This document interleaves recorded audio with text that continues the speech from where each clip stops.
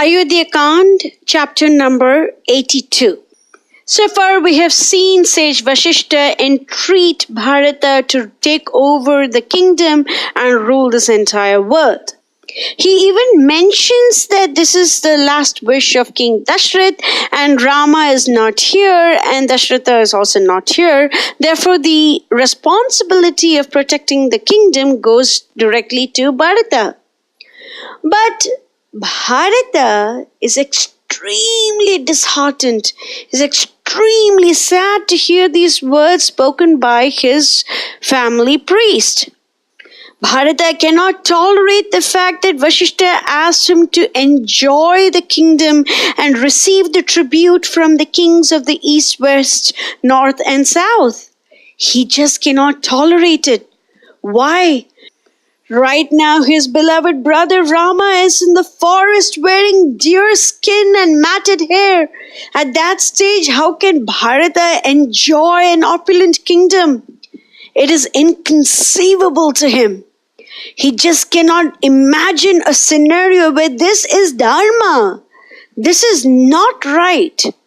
We cannot displease the Lord and think that we can be happy. It cannot happen.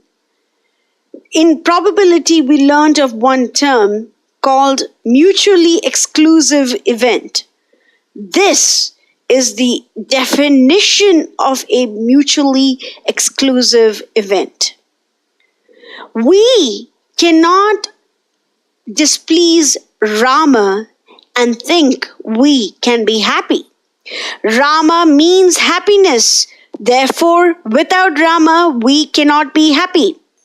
Hence, happiness and absence of Rama are mutually exclusive events. So with tears in his eyes and voice as soft and sweet as that of a swan, Bharata reproaches his Kulpurohit and starts praising Rama in the very beautiful verse 11. Charita brahmacharyasya vidya snatasya dhimatah dharme prayatamanasya ko rajya madvito haret. Rama practiced brahmacharya, is well versed in all branches of learning, is extremely wise, and endeavors to protect righteousness at all times. Then how can I seize the kingdom from him?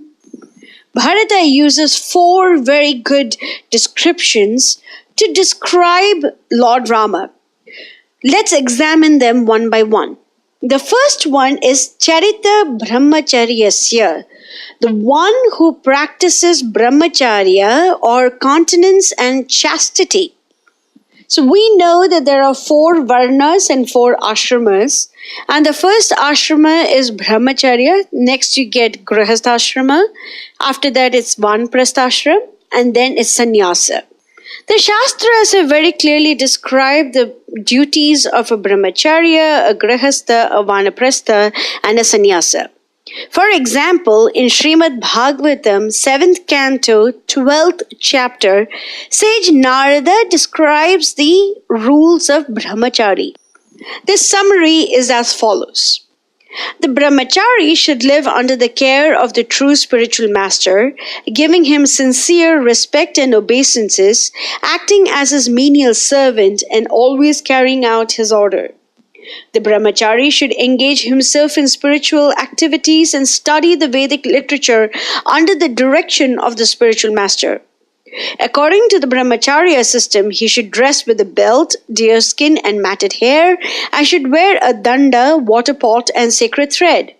He should collect alms daily in the morning, and in the evening whatever alms he has collected, he should offer to the spiritual master. A brahmachari should accept prasada upon the order of the spiritual master, and if the spiritual master sometimes forgets to order the disciple to eat, the disciple should not take prasada on his own initiative, rather he should fast. The brahmachari should be trained to be satisfied with eating what is absolutely necessary. He should be very expert in executing responsibilities. He should be faithful and he should control his senses and try to avoid the association of women as far as possible. A brahmachari should very strictly abstain from living with women and should not meet with grihasthas and those too addicted to women. Nor should a brahmachari speak in a lonely place with a woman. After completing one's education as a brahmachari in this way, one should give dakshina, an offering of gratitude to one's guru, and then one may leave for home and accept the next ashrama, the grihastha or else one may continue in the brahmacharya ashrama without adulteration. The duties for the grihastha and brahmacharya ashrama as well as the duties for sannyasis are prescribed in the Shastras. A grihastha is not meant to enjoy sex life without restriction. Indeed, the whole purpose of Vedic life is to become free from sexual indulgence. All the ashramas are recognized for spiritual progress, and therefore, although the grihastha gives a kind of license for sex life for a certain time, it does not allow unrestricted sex life. Therefore, in grihastha life also, there is no illicit sex. A grihastha should not accept a woman for sexual enjoyment. Wasting semen is also illicit sex. So this is a direct quote from Srimad Bhagavatam, Canto 7, Chapter 12, the summary. And now let's go back to what Bharata has to say. Bharata calls Rama as a perfect brahmachari. And guess what? Later on in Sundarakand, Hanuman also describes Rama as a perfect brahmachari. Rama has already been married for 12 years to Mother Sita, so how can he be a brahmachari? That is a very important question. Yet we should know that neither Bharata nor Hanuman would claim something without having any shastric evidence in it.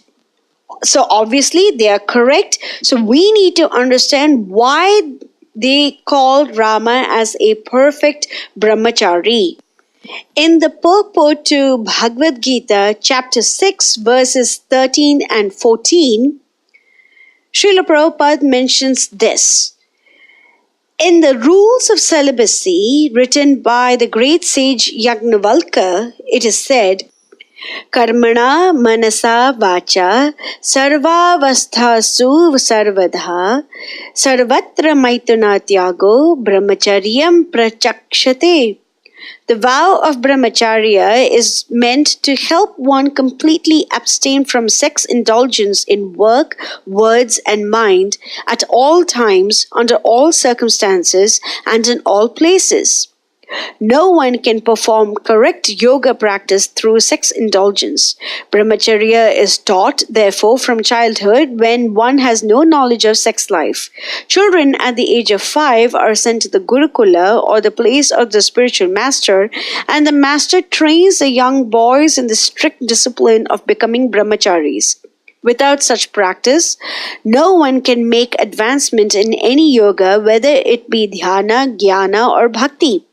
One who, however, follows the rules and regulations of married life, having a sexual relationship only with his wife, and that also under regulation, is also called a brahmachari. Such a restrained householder brahmachari may be accepted in the bhakti school, but the jnana and dhyana schools do not even admit householder brahmacharis. There you go. So, even a grihastha can be a perfect brahmachari if there is proper regulation in whatever he does.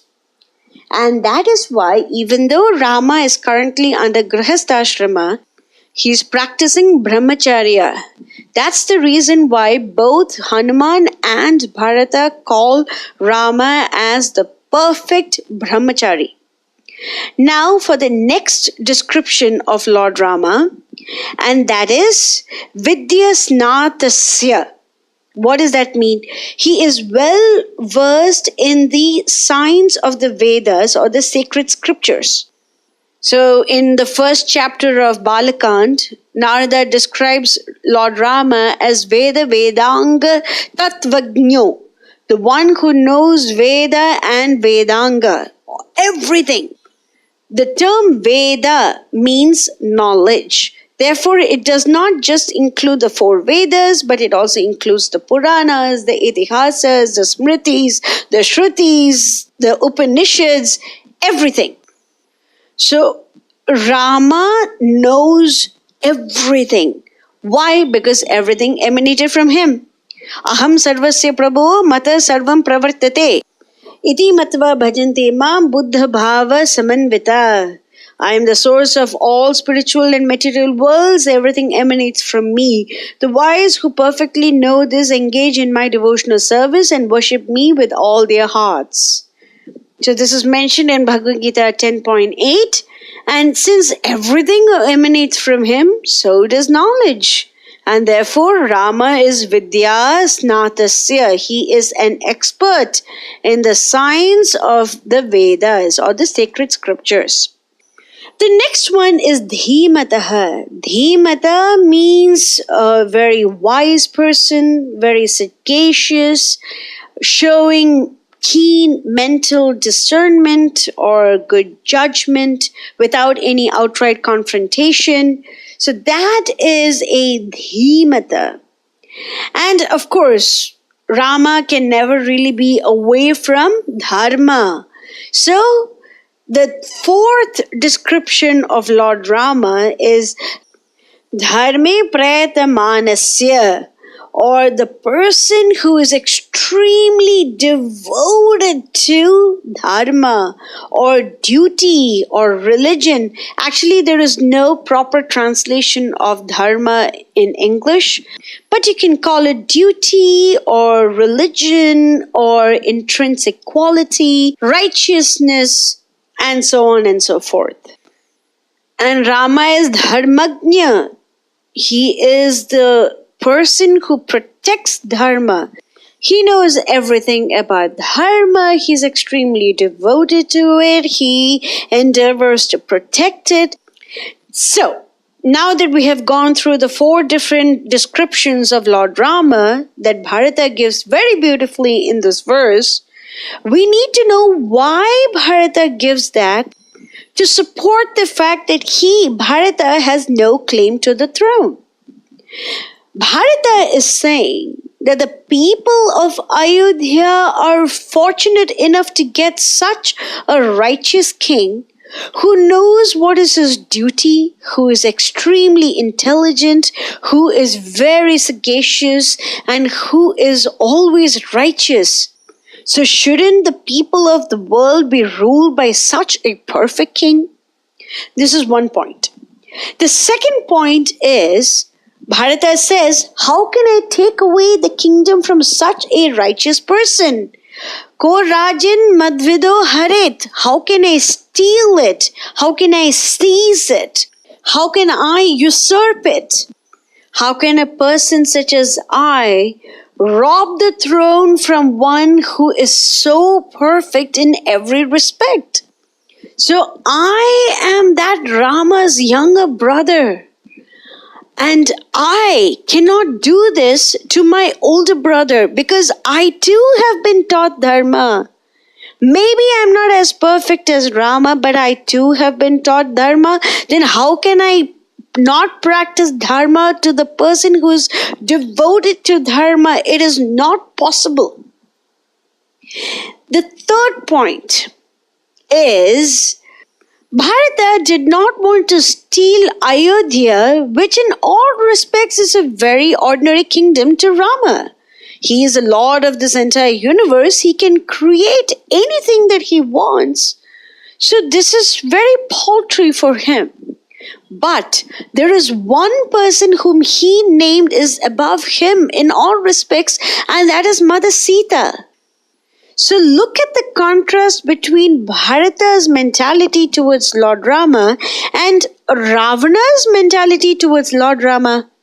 Bharata did not want to take even an ordinary kingdom away from Lord Rama, but Ravana wanted to steal the most precious thing to Lord Rama, and he did steal it because, of course, there were other things that had to be accomplished, but he wanted to deprive Rama of the best thing that he has, and that is Mother Sita.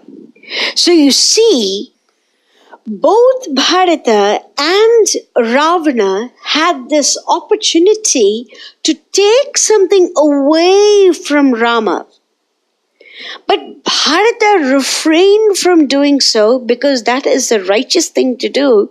But Ravana could not refrain himself from doing so. And therefore, look at what happened to Ravana and look at what happened to Bharat. Bharata stayed in Nandigrama and served Rama dutifully. Once the Lord returned, he arranged for the coronation of Lord Rama, and then the Lord offered him the position of heir apparent, which he accepted out of duty to his older brother. And then for 11,000 years, he dutifully served his beloved older brother. Rama made sure that the sons of Bharata, Taksha and Pushkala, are carefully settled in one Gandharva kingdom. And Bharata leaves his own sons and then comes back to Ayodhya to serve Rama. And once everything is said and done and Rama was about to go back to the spiritual world, Bharata had no qualms in leaving his sons and following Rama, and he and Shatrughna were completely merged into Rama, and together he showed the Narayana form, the four-handed Narayana form in midst of river Sarayu. But what happened to Ravana? Ravana lost his own life. He lost the life of his sons, his brothers, his nephews, his ministers, his kinsmen, his soldiers. The entire city of Lanka was burnt twice. Hanuman did it once, and then all the monkeys burned the city another time during the war. We will read that in greater detail in Yuddhakand. But all those things happen. Although for the first 14 years of his service, Bharata wore the dress of the ascetics, and he too wore matted hair. He was emaciated out of fasting for multiple days, constantly thinking about Rama. He was grieving the entire time. And we see this beautiful description of how Hanuman met Bharata at the very end to inform Bharata that Rama is about to return after completing 14 years of exile.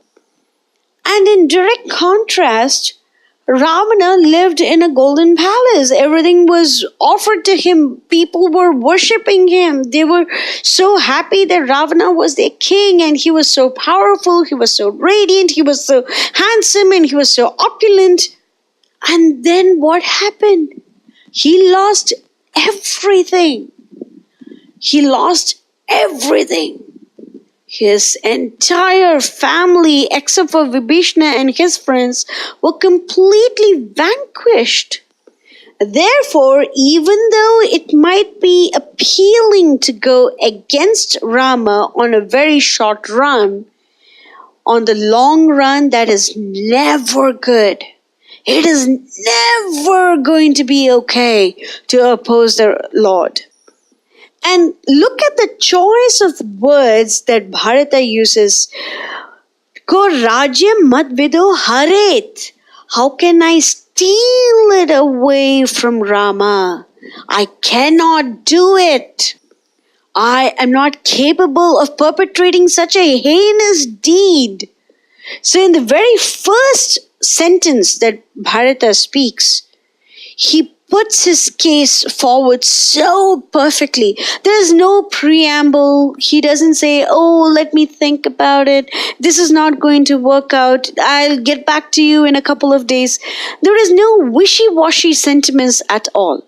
Bharata knows that he loves Rama. He knows that he's going to stand up for what is right, even at all great personal costs, because Bharata knows that although personally he might be deprived of an opulent kingdom like Ayodhya, that is the right choice because he's choosing Rama. So he is the winner in this bargain. He is the gainer in this bargain. The person who does not choose Rama is the loser in every bargain.